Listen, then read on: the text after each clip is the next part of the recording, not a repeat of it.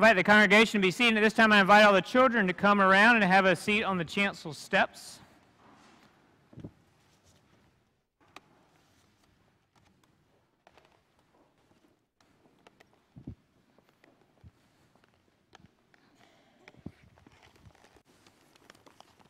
I want this space right here, please.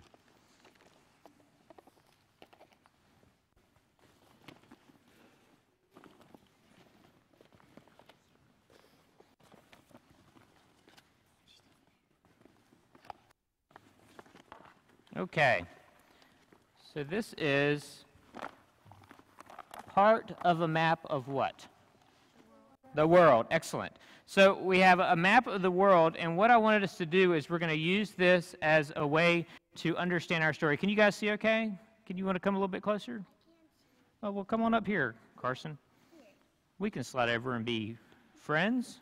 Come on, you want to slide it right here? Okay. Excellent. It was only so easy to get the adults to move in church, right?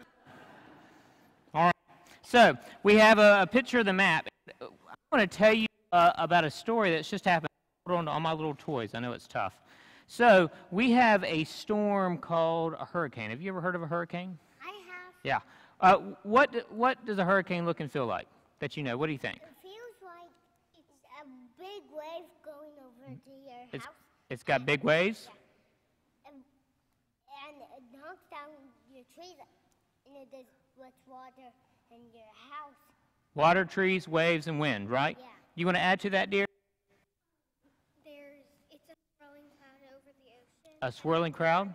Mm-hmm. It's cold air. It starts spinning, and then.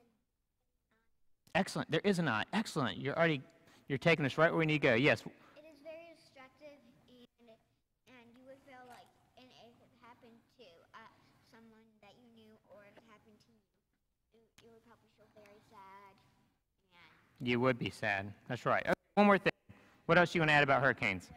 There's lots of wind. Okay. So most of the hurricanes that hit us start down here off the tip of this large continent called Africa, right? And so they start here and they start moving to us. We're right over here. So they come and they're kind of small, right? So they kind of have to warm themselves up. So they slowly start turning. And right here, they're just kind of a big thunderstorm. Does that make sense? Okay. And as they get closer and closer, when they get to us, they start getting bigger and bigger. And they have different sizes of storms. They call them categories, or short for cats. And so if you think about a small to a very big cat, okay? The very big cats are very big storms, okay? Yeah, like a cheetah or a lion or a leopard. Absolutely, a cheetah, lion, absolutely, or an elephant, right? Yeah. Okay, so you see this place right here? Okay. This place right here in the United States, that is where I grew up when I was your age, called Wilmington, North Carolina, and it sticks pretty far out into this ocean right here called the Atlantic Ocean. And so we were hit by a lot of hurricanes, usually a couple a year. So I was used to getting through these storms called hurricanes.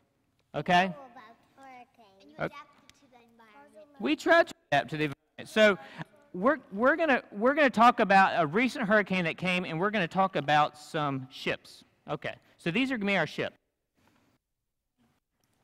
Now we have little ships, medium-sized ships, and larger. Yes. What is this place? This place is called Greenland. I don't know anything about Greenland except it's big. That's Iceland. That could be. It could be. Oh, yes, Iceland. Okay. So on this one, we're put our little figures. Now, these guys are great because they don't fall. Oh, look at that. Man. We've got some octonauts in case we get in trouble. Okay. So, now I know that y'all are very smart, and I want your help with the story. We're going to put all these kinds of guys here. You can put them right back. Okay. So, the ships are going to sea, but then they hear that what is coming off the coast of Africa? A hurricane. So a hurricane's coming up. Now, if you are in the smallest boat, do you think that you would turn around as soon as the wind started to pick up? Yes. You think so? Okay. So even if this boat was in the front, and then this one, and then this one, right? And they all want to get to the same place first. There's a race, who's going to get there first, right? Well, the wind picks up, and the little boat says, I'm going to go back to shore because it's not safe here, right? Yeah. Now, what do you think that the second-sized boat's going to do? Do you think they're going to keep going into the hurricane? No, I think they're going to go back. You think they're going to go back? Who thinks they're going to go back if you're a medium-sized boat? Yeah, I would. Yeah, of course. So then they go back. Well, this big one, and this is called a cargo ship, and it has lots of cargo, and so it will have lots of people in it. And because it's the biggest ship, guess what it decides to do? It decides to keep going. And so as it keeps going, and what happens is, so these are all safe, the storm gets bigger and bigger. Right. And they go into the storm. And one has to ask, is that the smartest thing to do? No. That's pretty stupid. It is pretty stupid. So this whole desire that they want to be first from all these other boats, that they decide to go into the storm. Because they think that they're the biggest and they will way down and they won't get blown away. Right. And here's the sad part of the story. They do. With a big cargo ship is carrying a lot of items that are going to be going all around the world, and those items are going to help bring in a lot of money for people, right? They're going to sell these items. So like if we make peanut butter here in the U.S. and there's people down in South America that want peanut butter, then they'll put it on a ship and they'll take it down there and they'll buy peanut butter from us. Who wouldn't want to buy peanut butter from us, right? Excellent, I would.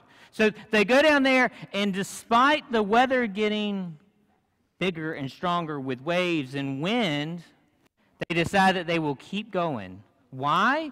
Because they want to get there first, and they also want to be able to make money. But who is in danger? The big ship. The big ship, and specifically what on the big ship? Are we worried about the peanut butter? No, we're worried about the person. We're worried about the people.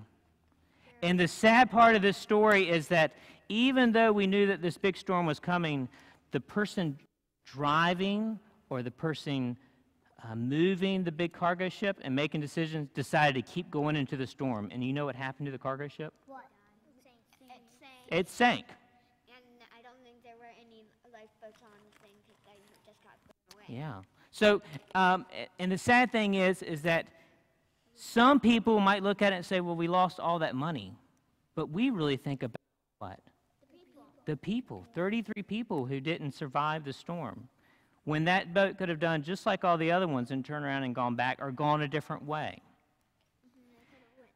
So this is exactly what Jesus is talking to his followers about today. What is more important, making money and having things, or people?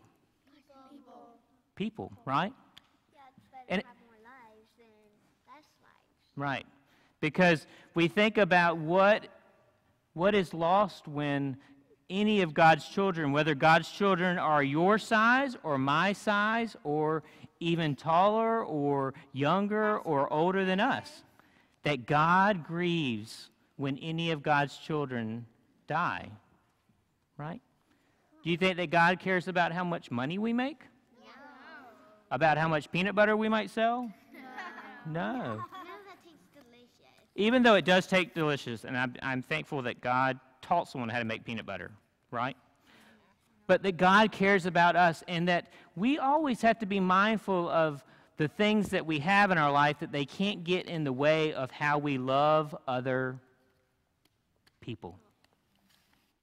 Our possessions can never become more important than loving other people. Not even peanut butter or a scooter or a video game or a hot dog, right? That it's more important that we take care of each other, right? Now, who said that there's an eye of a hurricane? Excellent job. So the hurricane spins around and around. I'm going to bring my marker back out. And it gets so big, but even as it continues to spin, there's always a hole right here in the middle. And so when the hurricane makes landfall, you have three parts of the storm. The first part is the first band of rain and wind that comes and hits you, right? It's so dangerous. It's very dangerous. And then after that, the eye passes over to you. Now, what do you think the eye of a hurricane is like? Yes. It's like a very, very, very strong hurricane because it's all the hurricane pushed together. It is part of a very. It's very different than the rest of the storm. You know, yes, ma'am. Part of the hurricane. So when I was your age and the first part of the hurricane would pass over, when the eye passed over us, most of the time we could see the sun. The wind stopped. The sun came out for about 30 minutes, and we were able to go out. We went out to make sure that our streets were draining okay. We went out to see if there's any damage to our house. But most importantly, we went out to check in on our neighbors, to make sure that our neighbors are doing okay. Right? And then after 30 minutes, we would get ready to go back in because the worst part of the storm, which is always the back part, would then come in. But no matter how big the storm got, we didn't care about if we lost our favorite teddy bear or we lost our house. We cared about what? The people. Or your pets. The twins. Your pets. If I lost all my twins, I could not even play with any trains. Yeah, and it's tough, but we can replace trains, but we can't replace people, right? Right. Yes, sir. I mean, my toy one time when my Grammy gave me her toy orange, I lost it in my dream. But did she forgive you and still love you? Mm-hmm. Because you're more important to her than a toy or an item, right? Excellent point. Excellent point. So we had this lesson today from Jesus, and does Jesus say it is most important for you to be first? No. He says it's more important that you try to be last. Who do we always put first? Yes. Your friends and family and those who you love. You put them before you, but who do you even put before them? God. Yes. Say it again. God. You put God first. So the order of things are we always put God first. And God helps us to learn how to love. God helps us to remember the importance of people always over possessions. And that helps us to love our neighbors, which are our friends and family. And then we come third, right? We find that learning how to really love and not focus on things that can be replaced and that things that can fade away, that it helps us to be better people. And it helps us to be examples of the good news. All right, let's stand up, and we're going to go down here and form a circle with our hands. And we're going to have a prayer and then do the creed. All right, come on down. On the carpet.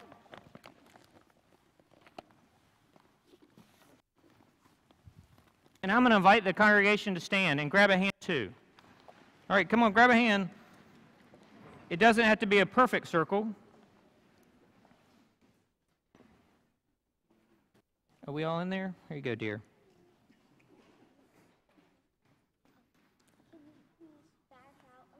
Yep. All right. Palm space right there in the middle. The Lord be with you. Gracious Lord, help us to remember to always love each other and to always look to your example of how we can be kind and gracious to all those we come in contact with. Never allow us to worry about how much we have of money or possessions, but how much we take care of our friends and family and stay devoted to all that you have taught us in this world. We thank you for all these young people, and we ask that you watch over them and keep them safe in whatever storms they might have in their lives. Help them to remember how we are your most precious cargo. All this we ask in your name. Amen. Now we're going to say together the creed. Who knows the creed that you do in chapel? And the adults, you have it on the top of page 4. It starts like this. You always say, I believe. Okay, ready? I believe in God above. I believe in Jesus' love. I believe his Spirit too comes to teach me what to do. I believe that I should be kind and loving Lord, like you. Let's give them a hand. Great job, guys. You can go back to your seats.